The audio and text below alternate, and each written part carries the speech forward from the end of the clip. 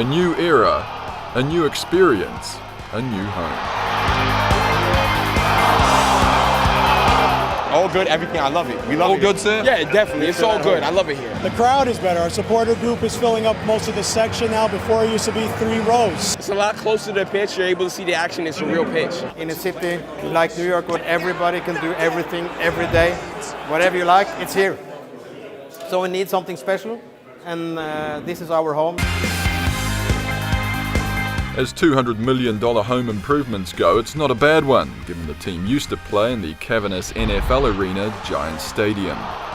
Due to the size of it, to the artificial grass, to the football lines, we never really felt at home on it. How was it there, that stadium? Horrible. Compared to this? Yeah. It's a lot different. It was pretty much like hell. It's like playing in a place where you're not wanted. On our old home, we controlled literally nothing other than the ticket sales. Giant Stadium in comparison to Red Bull Arena was terrible. Today though, in a cozy 25,000-seater, even 11,000 midweek fans can create a tasty atmosphere.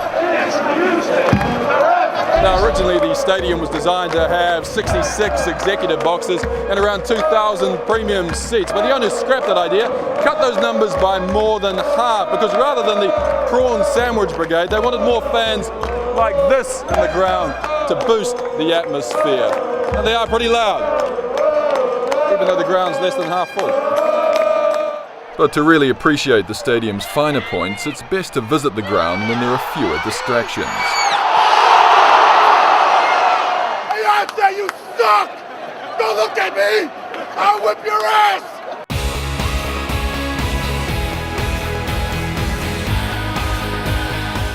Just 7 yards to the touchline. We actually installed these to make sure that fans actually come out to their seats to watch the match instead of, sit and watch the match on a TV or just sit and eat the food inside. A 360-degree roof that's able to, let light in, but also keep the sound and keep the atmosphere in, and all the crowd's cheers and chants. One thing I've noticed sitting up here. Yeah, aluminium. Yeah, and this was done on purpose, for fans, to encourage fans to, add to the noise. That red seat actually marks the first goal that was scored here at Red Bull Arena. It's the 11th row, which is the 11th minute, and also number 20, which is Lemper's number. With the latest franchise costing $40 million, soccer-specific stadiums like Red Bull Arena are the cornerstone of teams' profitability.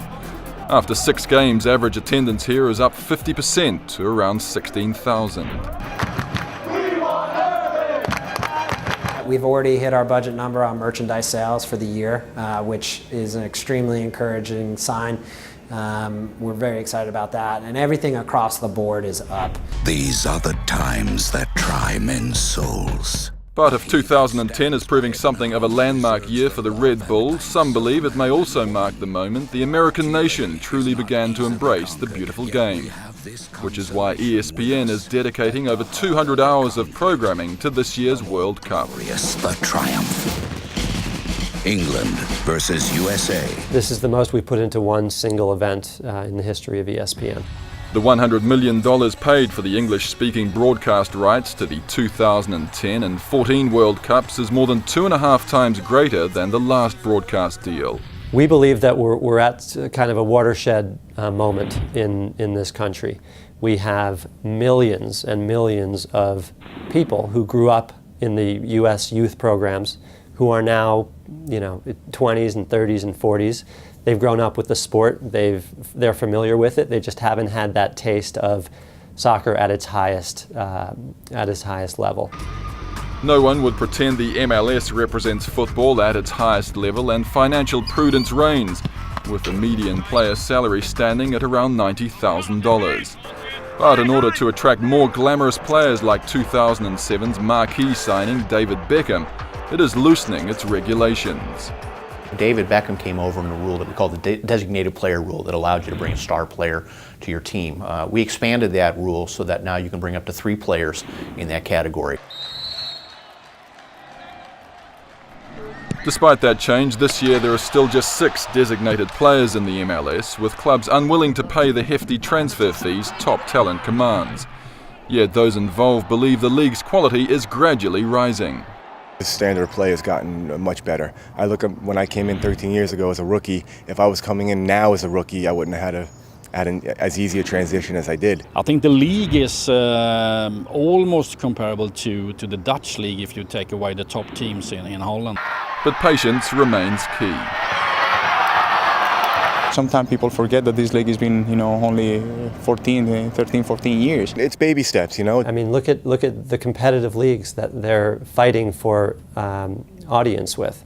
They've been around, 40, 50, 60 years.